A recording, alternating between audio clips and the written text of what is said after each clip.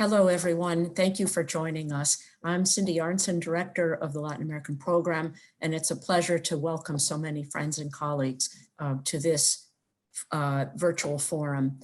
The COVID-19 pandemic has ravaged Latin American economies. Tens of millions of people have been thrown out of work due to quarantines that have also crushed the livelihoods of informal workers. International organizations from CEPAL to the Inter-American Development Bank to the World Bank, the IMF have issued any number of gloomy reports about the region's economic decline this coming year and the dramatic rise in poverty. Governments have taken a number of steps to expand fragile safety nets, invest in their own struggling healthcare systems, and make credit available to small and medium-sized firms. But so far, Latin America's biggest businesses have largely been excluded from these stimulus measures. They are the region's largest employers, and therefore these firms have an outsized impact on employment and on overall economic activity. What is the potential impact of bankruptcies among some of Latin America's largest companies, particularly in the hard-hit sectors of aviation and hospitality? Have these companies succeeded in softening the economic blow to their workers? And if so, how? What is their capacity to survive a long period of lockdown, as well as a slow economic recovery? And what government policies are needed to get them back on their feet? Given tight budgets in the region, is it even the case that there's a trade-off between reactivating large firms and supporting small and medium-sized businesses? We're privileged today to hear from leading members of Latin America's private sector and those who work closely with them. I'll introduce our participants in the order in which they'll speak. First, Marisol Argueta, who is head of Latin America and a member of the executive committee of the World Economic Forum. Next, Wood Staton, executive chairman of Arcos Dorados. Ivan Chavez, the executive vice president of Grupo Vidanta, and Eduardo Gaspari, chief operating officer of Flybondi, an Argentine airline. Benjamin Gadan, director of our Argentina project and deputy director of the Latin American program, will lead us off in the Q&A. If you'd like to ask a question to any of our participants, please send a tweet to LATAMPROG, LATAMPROG, and you'll be able to get in the queue to ask a question. Marisol, please go ahead. Thank you very much, Cindy. Well, the COVID-19 pandemic, as you all know, has produced a shock of unprecedented magnitude at a global level, and it's still of an uncertain duration. The experiences in Asia and Europe provided an advanced warning and important lessons for our region. However, there's still considerable uncertainty, and public policy responses in Latin American countries have been diverse. The top priority in the region is still focused on the reduction of contagion risks and deaths, which depends largely on lockdown, social distancing, and the capacity of national health systems. While these are not only unequal between countries, but also within the same country. There is, however, a concern throughout Latin America that those who don't die from the coronavirus would barely survive due to hunger. And we have already seen resumed social unrest and demand for more aid for the most vulnerable groups.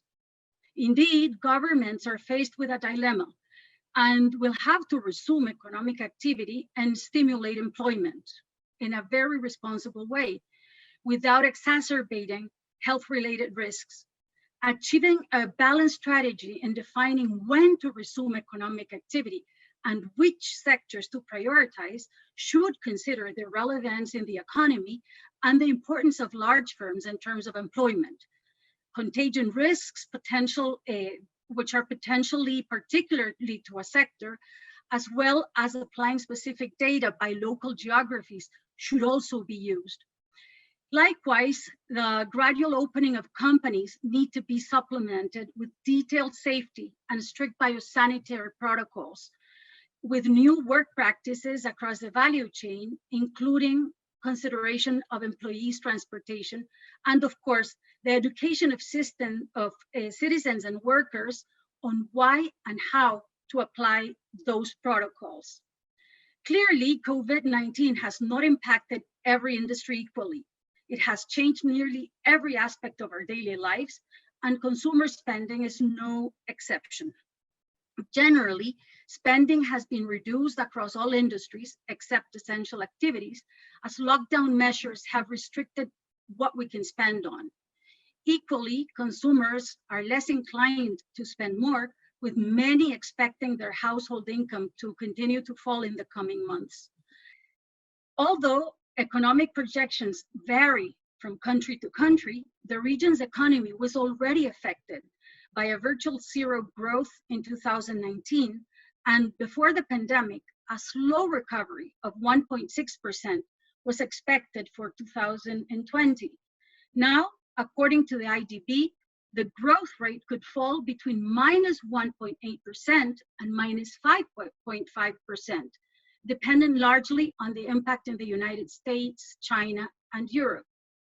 Non-agricultural commodity prices and currency volatility are also consequential sources of concern.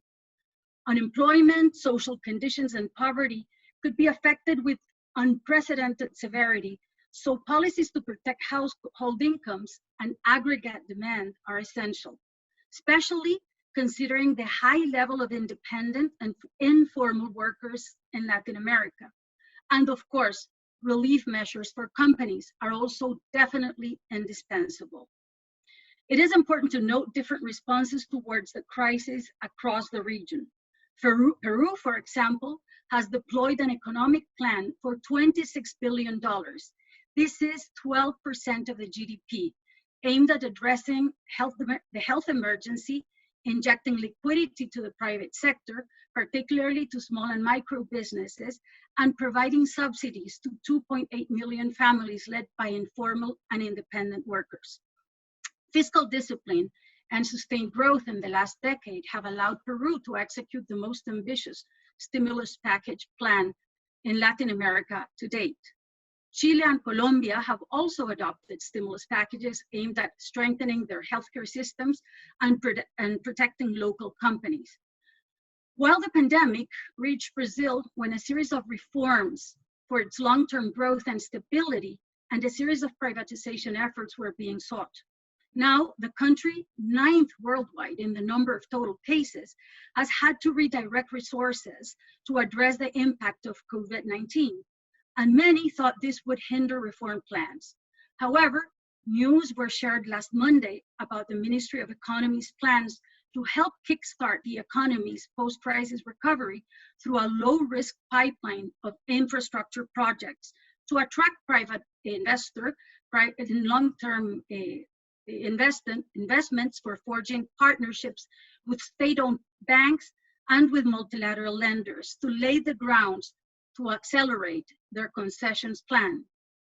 Mexico's response was different, insisting for a while that citizens and companies should continue operating and maintaining that the Mexican government efforts to address the crisis will focus on supporting the economically disadvantaged rather than the larger economies. To face these challenges, extraordinary fiscal resources will be needed at times when fiscal space is tighter across Latin America compared to the crisis in 2008, and therefore leaving governments with less capacity to react. It will also be extremely important to have external support and multilateral cooperation as exposed by the IMF. It will also be essential to develop effective public-private collaboration and long-term investment schemes, and private-to-private collaboration initiatives are also key. The IDB Invest, which is a private branch of the IDB Group, has increased its pandemic response from 5 to 7 billion. Its support was announced to come in the form of liquidity and working capital lines for corporations in sectors such as tourism, agribusiness, manufacturing, and technology. Bank, non-bank, trade and supply chain financing also focused on underlying MSMEs, and infrastructure projects for ongoing developmental plans. Thanks to these stimulus packages, liquidity is expected to come back to the market and support the recovery phase. It could keep enough of the economy afloat so that it can surge out of recession once the various lockdowns are lifted. Yet, beyond public stimulus packages, large companies will also need recovery funds to provide fresh resources for their upturn and to adapt to a changing world. This would be an important aspect for banking on the liquidity of venture capital and private equity firms. Access to capital will depend, of course, on clear fiscal commitments and largely to the capacity to return to solvency. According to an article published by the CEO of an important Indian tech company, the way how private funds have been structured means that it will likely benefit already better capitalized larger businesses over the smaller operators who may struggle. And I'd like to quote, "It would be an oversimplification, however, to paint this era as one of big versus small or incumbents versus upstarts. COVID-19 will force a rebirth of many industries as we sit at home in lockdown, reassessing and reimagining forms of consumption, supply, interaction, and productivity. We should wonder where there will be paradigm shifts as opposed to just existing trends, either accelerating or decelerating." I end quote. Many believe that a combination of scalable and agile capabilities is what will define the short and medium-term success of businesses, whether large or small. But in the longer term, change will have to be more fundamental. Resilience combined with agility must be the new focus for business leaders as we emerge from the crisis. And to create long-term resilience, we will likely see further digitalization, robotic automation, IoT, and artificial intelligence within supply chains. These technologies reduce manual intervention, cutting transmission risks, and reducing the reliance on humans. They can also enable production to scale and shrink in response to shifts in demand. We will then need to focus on the challenge for skilling, upskilling, and reskilling employees and enhancing safety nets. The challenge posed by this pandemic is unparalleled in recent history, but it also offers an opportunity to innovate and accelerate changes to solve long-standing challenges in our region. Resilience will be at the forefront of every strategy, yet agility that will mostly define competitiveness and an ability to respond to the unexpected. To achieve this, businesses large or small will have to reevaluate whether they can be flexible and where they must be strong. Regardless, every industry faces one universal truth, which is that the world after the pandemic will look significantly different. Thank you, Cindy. Marisol, thank you for that excellent overview. We'll now turn to Woods, whose industry employs tens of thousands of workers, many of them for the first time, many of them the sole breadwinner for their families. Woods, if you could describe the impact as you see it. Yeah, well, thank you, Cindy. Hello, everybody. You know, the COVID-19 really hit us all by surprise.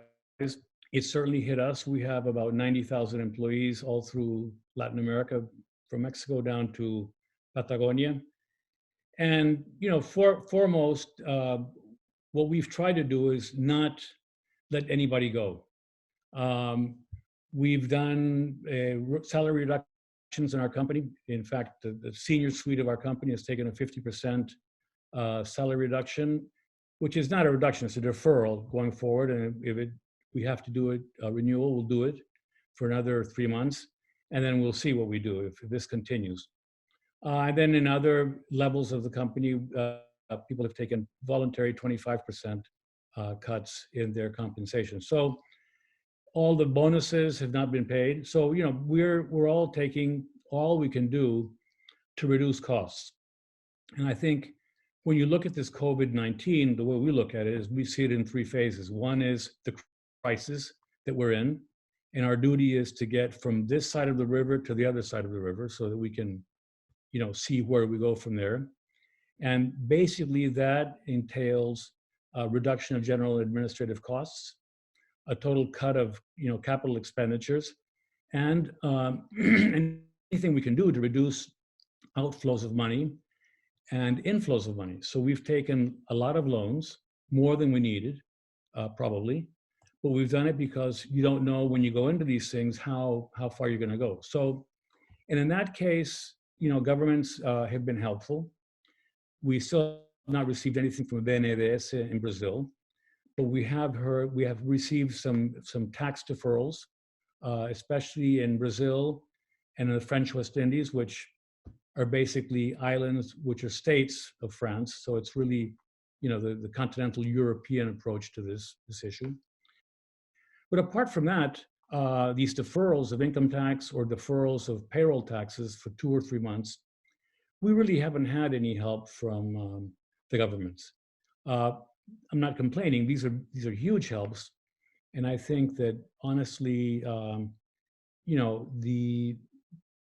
the economic situation is such in Latin America, where you have so much informal employment, as Marisol mentioned, and you have so many self-employed people that really, they don't have a social net, they don't have a safety net, and we understand that. So, we have not counted on help from the government in order to help us get through, and everything we're getting is great. So, this is the crisis that we're in, is to get to the other side of the river and be able to get there in one piece. After that, we're going to a phase called recovery. And in that phase of recovery, we're trying to get all of our restaurants open as quickly as possible. So today, we've got about 70% of our units functioning in one way or the other. We're also maintaining the highest levels of sanitation, social distancing, and making sure, number one, that both our employees and our customers are safe. And in that process, we're ramping up our sales, and drive-through sales are out the roof, as well as delivery, but it's not enough. So we're still, as I say, bleeding ink. It's still a problem for us, but we're now at a stage where we've already stabilized the cash flow, which is a huge objective per se. And then going forward, I think there's some interesting things, and Marisol mentioned, a few of them. One is digitalization. Clearly, we need to go into digitalization in a big way, in the sense that people want online purchasing.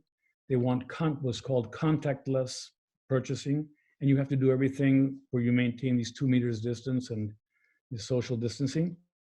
And then another thing that's interesting is that, people, they expect us not to be opportunistic, but to have an affinity with people. This has, in a way, brought us all together. And so the companies have to start talking more about the environment, about their social responsibility and their social role in society. And a little bit to the point you made, Marisol, of public-private cooperation. That's something we're getting into in a big way, and I think that's what's going to be one of the formulas for success. And obviously, we don't know what the new normal is, but certainly working with the governments is going to be an important thing. I'm preoccupied by 2 things. One, that if in fact that's 5% negative GDP growth comes into place, you're talking about between 130 billion and 150 billion dollars of money that doesn't come into the continent. The multilateral banks, the CAF and the BID, IDB, they probably can give 30 billion. So you've got a hole which is huge. And the other thing that is on my mind also in this situation, and where I don't think we can help, but we can certainly try to help, is, the Latin America's social net is very, very weak. because you have a high degree of informality. And a lot of informal restaurants are going to go out of business because you don't want to go eat at a place that doesn't have all the sanitary practices and hygienic practices. So that's worrisome. And anyway, I leave it at that. That's a little bit where we are. We're muddling through. We're not getting much help from the government, but that's okay. Any help we can get is welcome, and we're optimistic. Great. Thanks, Wood, so much. We'll turn to Ivan Chavez of Grupo Vianta. I'd like to remind people that are joining the webcast, if you have a question, please send a tweet to LatAmProg, and we'll be happy to take your question. Ivan, please go ahead. Well, Cindy, thank you for having me. I share a lot of the comments that have been said before, and we try to approach this. This is juggling chainsaws. I don't know how else to describe it, right? So this is something new for everybody, but we believe you have to stay, hyper-focused and focus on what you can control and what you can catch. So when we look at, the impact that this has had in our industry, as you know, we are in tourism. We're in all the major beaches in Mexico. Our business is hospitality, it's entertainment. It's all of the things that people have put on hold for now. It's all the things that people are not doing. So we see ourselves as kind of an indicator as to when people start feeling safe again. And it's more of a psychological indicator of when, we're going to be on the other side of this, because when our guests start coming back to us, that means that they're taking flights, they're taking cars, they're spending money, to come on vacation.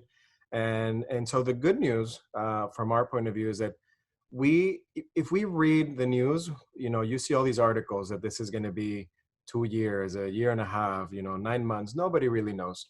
But when we look at the behavior of our guests, at least our guests, they want a vacation, and they're calling us and they're saying, I can't go right now, but in 4 months I will go. And then they reschedule, in 6 months. So they're not rescheduling, too far down the line. They're ready to come back. And I say that another aspect of being, kind of shut down in your house is it really makes you value time with your family in other settings, getting together. So a lot of people are at home thinking, how can I get together with my family, and where can I get together with my family? So focusing on that, what have we done? Obviously, like every other hotel company, we're shut down. We're concerned about the safety of everybody, our guests and our employees, but we're not idle. So just because we're closed, it doesn't mean we're idle. We are looking at all of our procedures, up and down, that will address the new normal. And we've accepted that this is a new normal. We're not debating, whether people are going to go back. For us, that ship has sailed. Now we're looking at all the measures. Are we going to take the temperature of all of our guests coming in? Are we going to take the temperature of our employees? We're replacing all of our menus for QR codes that people pull up on their phone, or disposable menus, to bring them, back to speed. We are lucky in a sense that we work with some of the world's, greatest architects. And I have the opportunity to speak to both of them. And there's two contrasting views out there.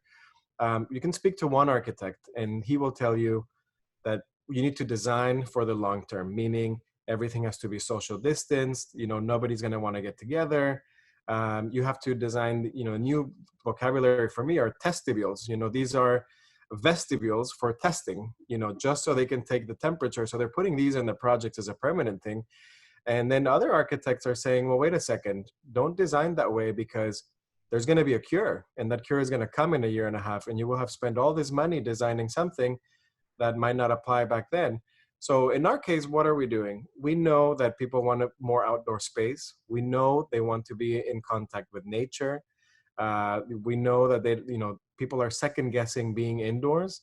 And so that's what we're trying to provide. And that's what we're designing everything that we do in that respect, so that our guests can come and feel, comfortable in a way, so that when they come to us, our goal is to make them feel safer and more, in a more sanitized environment than even in their own cities, where they live.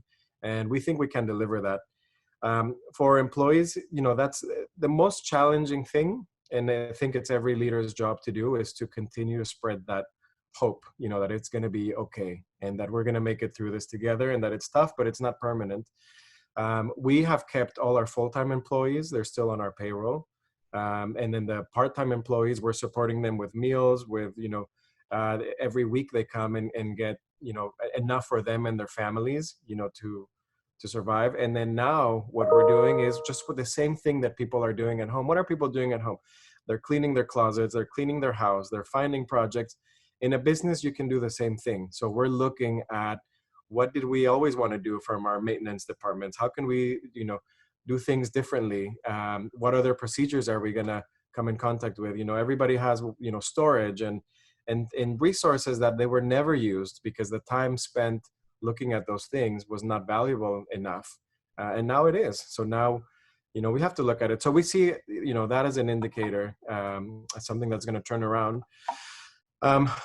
How long will this last? All of these questions, like I said, we don't worry about the things we can't control. We just want to make sure that when we're ready to open, we do it. I would like to say that Mexico, Mexico's been criticized for, incorrectly, I think, for, shutting down too late. And it's easy to say that from an outsider perspective.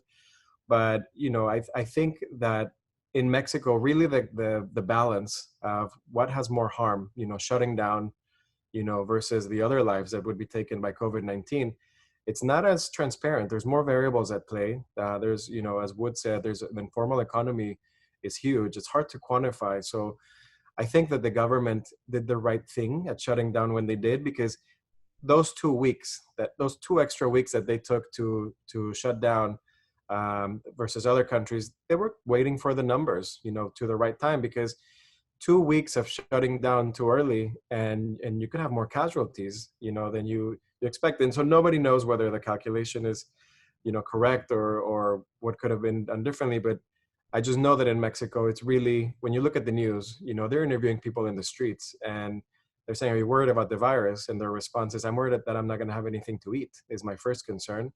And then the virus. And that's not to minimize the virus. The virus is extremely important. That's why the whole world is doing this, and Mexico's taking it very seriously. But the calculation, like I said, it's not as easy to look at. It's all these variables that are coming into play.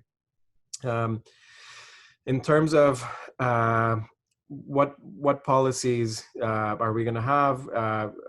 How long is this going to last? We see the summer as a recovery period. We think that people will slowly start to travel again. We're looking at other companies in the US. So we're looking at what Disney is doing with their parks. We're looking at what Las Vegas is doing with their openings. We see them taking reservations for June. We see them, getting ready to basically open in this new world. So we're going to have some time to, understand how people are reacting to this. And all I can say is that when we started looking at this, we went through all the stages that everybody went through in terms of denial. This is not going to be that big. We're all human. And then, everybody thinks that magically when the economy reactivates, we will all be there. We don't see it that way. And we also don't think it's the government's role to, solve that for companies. This crisis, I think, will change for the better how companies are run in the future. I think that companies in the future will run their business like people run their own finances. People are not expecting to be bailed out by anybody. If you run out of money and you don't have enough to retire or to hit a crisis, they're not going to come and save you. It should be the same for companies. I think big companies particularly, are so used to, if they run into a huge problem, there's a possibility of being bailed out because of the importance, because of the jobs, because of everything. I think going forward, people running these companies will reevaluate and will have a rainy fund, just like people do. And that's not to say that what governments are doing, of course that's admirable and that's necessary, right? And nobody was prepared for this, but I think the impact will be just to be more conservative in that approach going forward. And we just have to adjust. We see it as the reality is this new world. We're not fighting it. Like I said, we're juggling those chainsaws and focusing on what we can do better and taking it from there. And that's it. That's our stance. We're very hopeful. We have 17,000 employees. We're going to bring them back as soon as possible. We hope that we can continue building all of our plans. By the way, we are going to continue building everything that we wanted to. We're just innovating in that way. You have to be creative when your money's cut in half. It doesn't mean you have to, not build your house. It means you have to be smarter and prioritize. And so, every business is going through that. So I think that, like Wood said, we are hopeful, we are cautious, and we're just focusing on our people. That's really the most important part for us. Yvonne, thanks so much. Thanks to all of you for this very positive vision. Eduardo, we'll turn to you, the airline industry. If you could unmute, there you go. Okay, thank you, Cynthia. Today I have to talk about the effect of coronavirus in air transport and the economic results of on an airline related to this situation. I guess that many of you already know that the air transport in any country is going through the worst crisis ever seen for aviation in its history.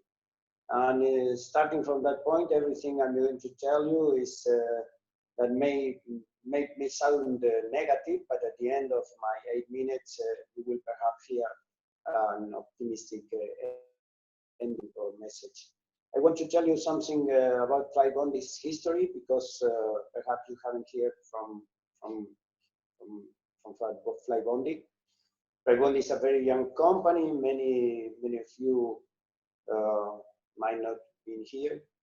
Flybondi is the first ultra low-cost carrier in Argentina, a company born as a startup in 2016 that started its operation in January 2008.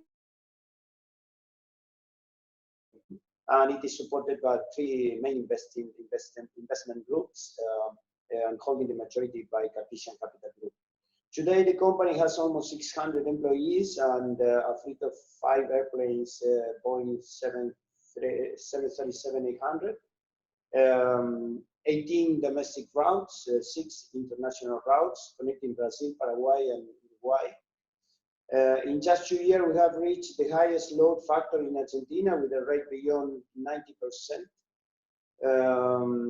and a market share of between 15 and 20% in the routes the company operates. At this point, we were going very well until February or January, February this year, but COVID appears, and which was the effect in the air transport for Flybondi and the Argentine environment. And with the flights still going on, we implemented a preventive protocol to prevent employees' infections, and we intensified aircraft cleaning and sanitizing. Then Argentine government proceeded to border closing and flight suspension from March 18, leaving only active repatriation flights. So we arrived to a total stop, announced at the beginning until September 1st. So it is until September 1st. Next September we won't fly, not even sell tickets. This condition of flight cancellation, absolutely exceptional, without a plan for reactivation and no income during these months, faced the company to a huge challenge. To take care of the employees' health and the company's sustainability, intending not to affect the future operation and the future. So could we think on employee suspension or dismiss? The answer is no, we are not thinking about that. In spite of the government regulation prevents employees from dismissing personnel. We need all of them on board for the time we restart the operation. So we will continue keeping the people in the company. So what we did is to work all together in a plan, developing a collaborative agreement. All employees, executives included, arriving to a salary reduction in accordance with the earnings of everyone. Of course, we are negotiating contracts and our obligations too. Perhaps the most important factor to get is the compromise with them and its families, a very active communication process, and a very high motivation to keep them strong. Personnel is the most important part of the company for us. It is very difficult time. It's a very difficult time and very uncertain. And that's the reason because we are facing this crisis very close to them. Now let's see the key indicators. The airlines are not prepared to survive for a period beyond 2 or 3 months without any income, but yes, they can intend to survive to a slow reactivation. It is said that it will be lost more than $300,000 million in the industry and worldwide, of course, and that means 55% low respect 2019, and a recovery that will take more than months, perhaps years. So we have arrived to another big issue on this webinar. What are the governments willing to do for the affected industries? And something much more important for us is how immediate is this, and for how many time are they prepared to do that?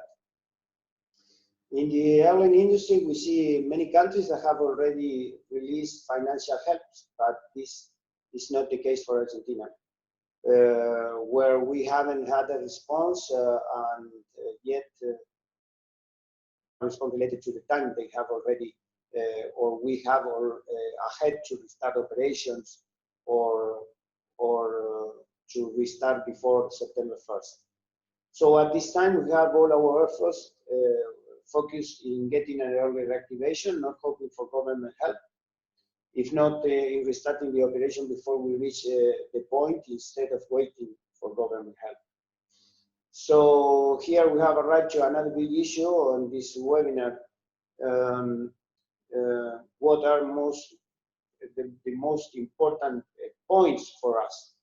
In this sense, my vision is still very positive because I believe that Tribondi and all the low-cost carrier has a model based on strict efficiency and practices, and can be big allied for economic reaction. So we can be main actors in helping countries to stand up again.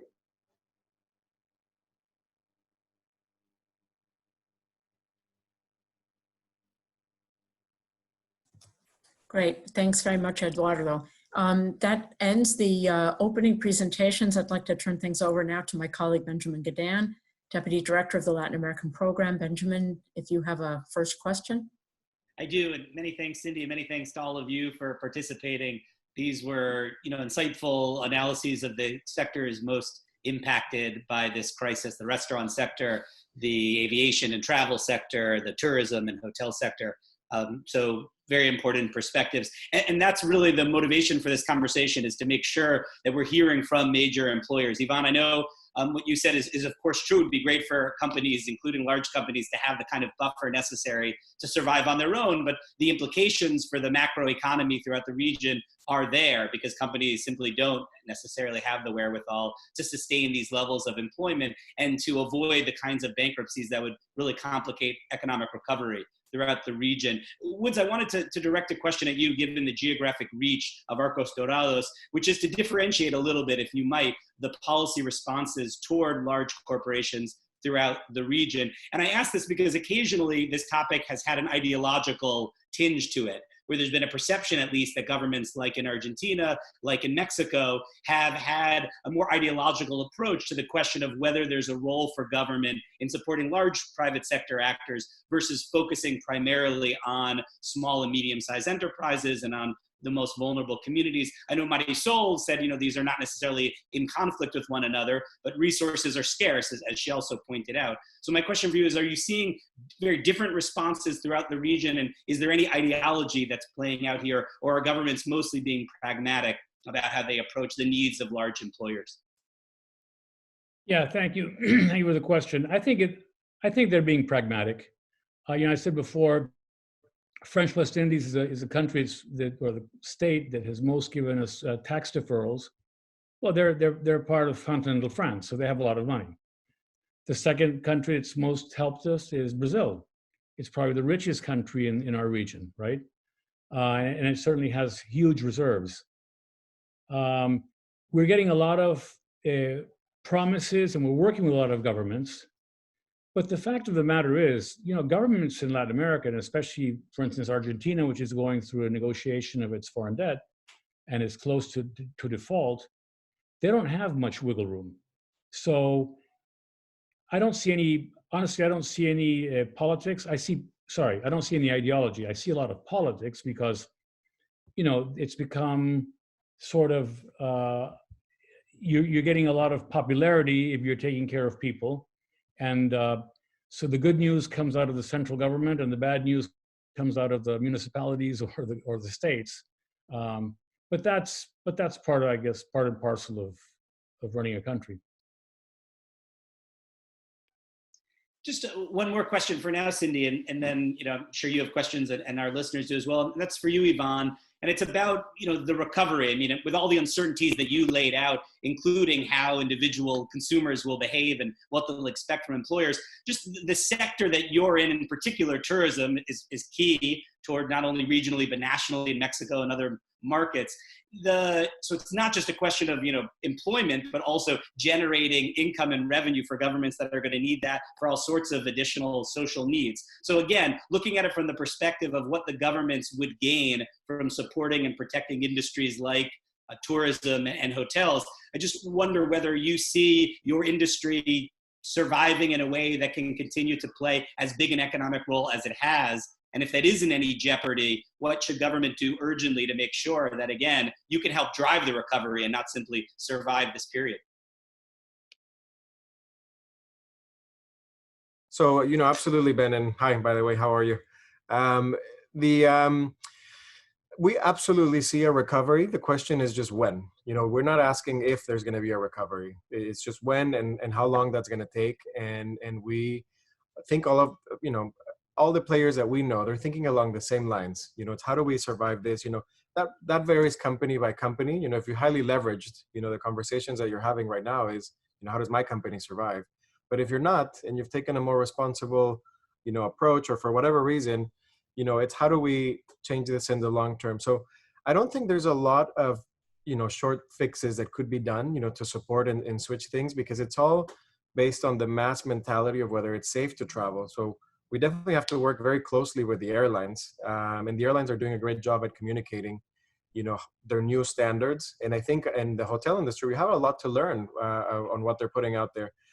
When you look at the videos on how they explain how they clean the aircraft and the filters, and hotels are going to have to do the same thing, because until we reactivate that demand, there's not much to do. It doesn't matter how beautiful your place is, if they're not flying, they're not coming. So, the tourism sector in Mexico, I think, will continue to be very strong. I think there's choices like in every business that are made. So people that were going to travel now to Asia or to Europe now may feel safer flying domestic and taking a 2-3 hour flight, versus 10 hours. Same in Mexico. The Mexicans tourism that we're going to go abroad, maybe they want to drive and go somewhere local. So I think that as long as the government just continues to shed a positive light, and focus on what their job really is, which is, to keep people safe and informed and to communicate, then for our industry, that's going to be really what makes a difference. And same in the United States, by the way, in Canada, and the main markets for Mexico, as the economies there recover and as people just start doing more of their normal things, we think we will bounce back. So, that's our approach to it. Yvonne, I'd like to pick up on something you said, but come back to Marisol, because she also mentioned it in terms of the tourism industry and the airline industry working together. Could, Marisol, you comment on sort of private sector to private sector assistance and activity, particularly in industries where there's a large value chain, and this would be a question for Woods as well, where there's not only a large company, but also many small and medium-sized businesses that are part of that value chain, either through provision of goods or services, which can have an important impact, I think, in creating that connectivity that allows economies to recover. Marisol, could you comment on that? And then I'll come back to Woods if that seems like a relevant, or Eduardo, if that's a relevant factor in your industry. Yes, thank you. Thank you very much, Cindy. That's a very, very good question. And I think we could very clearly listen from Woods, from Ivan, and from Eduardo that their main concern is actually protecting their people. There is one initiative that caught my attention, which was led by the Mexican Business Council and the IDB Invest with the support of the Secretariat of Finance in Mexico, Hacienda, which offered a 12 billion credit line for SMEs.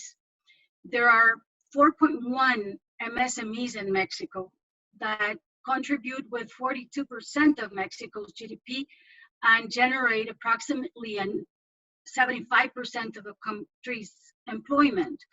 But only a fourth of them do really have the capacity to reach out for financing from commercial banks. So that is a real limitation for their expansion and even for their survival.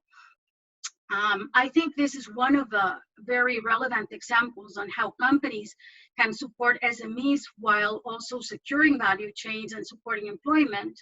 This contributes to the economic and social stability of countries.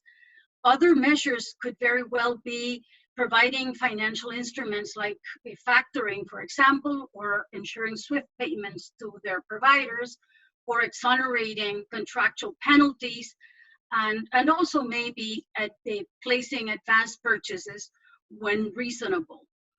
I think this private-to-private collaboration can also play a very critical role in recovery. Question Great. for, yeah. Oh, did Woods want to answer that, or anybody else? And then we'll go back to Benjamin. Yeah, I'll just add my little two things, because I think, you know, the whole thing of factoring and the BID bid in Mexico is interesting, but I think that the whole supply chain is probably going to become more local, partially as a result of, you know, misinformation about China or not understanding China's role in all of this, and some kind of you know, resentment perhaps, but also because, you know, local communities have got to be rebuilt. And I think there's a huge role for companies like us, for instance, with the help of the government, to get local suppliers to pick up the pieces. We don't import that much, but we do import maybe 10% from China, toys mainly. But I think there's a lot of space for local sourcing of food and packaging in this new world. And I think there's a huge opportunity for business. Benjamin, back to you. Thanks, Cindy. Eduardo, I wanted to talk to you more about aviation, not only in the low-cost sector in Argentina, but more broadly in Latin America. One of the reasons why you're here is not only is aviation one of the most damaged sectors from the COVID-19 pandemic, but also because it's so critical to all these other sectors. So for business travel, for tourism, as Ivan pointed out, it's critical that aviation returns and does so safely in a way that makes folks feel comfortable flying again. I just wonder if you've seen any models else in the region or elsewhere where governments are preserving their major carriers so that they're able to play that role in a recovery. I mean, you mentioned that the coordination in Argentina may not be perfect and the support isn't there. Have you seen a better version of a policy response that's enabling airlines to weather this period of essentially zero revenue, so that they can be, you know, reborn right at the moment where that's feasible, and again, support other critical sectors? Oh yeah. Okay, for us, and especially in Argentina, it's a very, very special moment, because I don't know if you know that here the major company is a company from the government. It's a governmental company, that's Aerolíneas Argentinas, that is owned by the state. So we have our concerns about that, because the more time we spend stopped, or we don't have the incomes, it will be worse for private companies, and not so bad for the company supported by the government, by the state. So we have a very, very big challenge ahead. At this time, as I said, we don't see many initiatives coming for or plans for restart the operations. We are pushing to do that. We are trying to make the government to understand that tourism hotels are having a very difficult time because the stop of the air transport activity too. So we are trying to revert the decisions the government has taken, but it is a very difficult time because it has many details. We are we still have debts. We are accumulating obligations and payments that we have to do to the lessors of the aircraft, the maintenance that that must be going on. So we can stop those issues, and it's a critical time that it is impacting on some other industries like tourism, as you said, hotels, restaurants too. So that's what we are doing. We are trying the government to understand that they have to have a plan. They have to have a plan. They have to fix dates and goals that have to be met. Because it's not so important that the stop we have had at this time. We have to think about the recovery and the way and the time the recovery will take place. So that's what we are working on. Thanks. Woods, you mentioned in your opening remarks corporate social responsibility, CSR, and how that was going to emerge as a more important theme in the world unfolding before us. Both you and Yvonne talked about the very specific things, also Eduardo, in terms of, you know, how you're dealing with your own employees and what you're doing to both full-time and part-time workers. I was wondering if you could maybe step back and reflect on what you see the private sector in general doing to help countries deal with the degree of economic pain, aside from the specific interest of your company. If this is sort of a broader question, do you feel like there's been enough of a positive contribution and response from the private sector to help alleviate a lot of the suffering that people are going through? Anybody can start with that. Oh, okay, I guess I can start with that. Okay, here in Argentina, there are many different ways to start or to focus that problem. Yeah, I think that for private companies have been much easier to get agreements with the employees to solve this problem or to make a very much better time for the next month. But there are two different ways, very opposite ways to see the same situation. Mostly the unions here in Argentina are very strong, and they push the government for the employees not to dismiss people and not to negotiate salaries to go down. But many of us have had success on doing that in personal agreements or individual agreements or unions agreements that have said yes to this process. So the people is very comprehensive. They are focused on going ahead and to solve the problems all together with the company. But we have to know that nothing is forever. So this situation can be maintained forever. So I think that for many of us, this have a horizon of maybe the end of the year or something near to that, that we won't be able to continue to go on. Yvonne or Woods or Marisol, do you have a comment just coming from where you are, the countries that you live in? Do you have a sense that societies in general appreciate what members of the private sector are doing to help out? A lot of social monitoring. Am I muted or am I okay? No, so we do a lot of social monitoring. We have a report that comes out every week.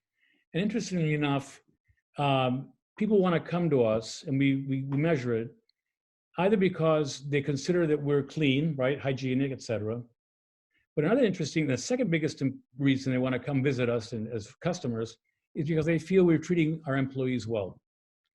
And that's great. And I think that shows a new path in the world. So what we're doing is two things in the social responsibility arena. One is the environment. We can do a lot more with the environment. And, you know, in fact, I have an 18-year-old daughter who looks at me and says, well, you, the old people, are all responsible for this mess that we're in, right? So we have a responsibility toward the youth to get our environmental act together. And so we're doing a lot of things now with recycling, you know, reuse and reduction of materials. And we're pushing that very much. And that's a big thing with a lot of companies, by the way, which will also generate jobs. And the other thing is what I was talking about before is the social thing with people, not just educating them for work in our restaurants, McDonald's, but also treating them, you know, teaching them things like how to interview, how to do a CV, how to go get another job, how to get on in life. And I think, and how to work as a team, how to pay your taxes, things that seem innocuous, but they're important for a society. So that's where we're working. And I think it's interesting. I think, and I've said, you know, if you look at the social monitoring numbers, that's what people want. They want a more empathetic company rather than opportunistic company. Thanks. Yvonne, do you have a comment on that? Yeah, we're seeing very similar things. We're seeing a big movement of people saying, you know, consume local, you know, travel local, precisely for the same reasons that Woods just mentioned. They want to help each other out, and they're doing it, you know, going to, you know, photographing their takeout, and it's, you know, not every example is the best, but some people are photographing themselves, you know, helping others just for the sake of it. But the whole point is that there is this movement of working together and reopening at the same, you know, time. Something I wanted to say earlier is that with the airlines and tourism, just like how the curve is not flattened if everybody doesn't stay home at once, the economy does not pick up whenever it is time to open, you know, carefully, if people don't open up at once, because then you're not going to have that value chain. But we're seeing similar things. People are focusing on people, and they are looking to do business with companies that have a heart and that speak from the heart and that could give you a personal message versus, you know, a corporate organization that is just corporate. Okay, Marisol, I don't know if you had anything you want to add there. I'll turn it back to Benjamin. Very quickly, Cindy, I will also want to be optimistic about our future, but as Woods mentioned, we don't know what the new normal will look like, but we do have an opportunity to shape that new normal. And I think taking that responsibility and embracing sustainability, more equality as part of a DNA in Latin America would be something very important. I think this offers a great opportunity. We all know informality, for example, has been a great concern throughout, and through the support that is being given to the household incomes for this informal sector, I think we also have an opportunity to assist in bringing them into formality. But overall, as you know, we embrace the stakeholders capitalism. This is what the forum stands for. And I'm really, really happy to hear from business leaders like Woods, Eduardo, and Ivan that this is part of the path that we need to draw for Latin America.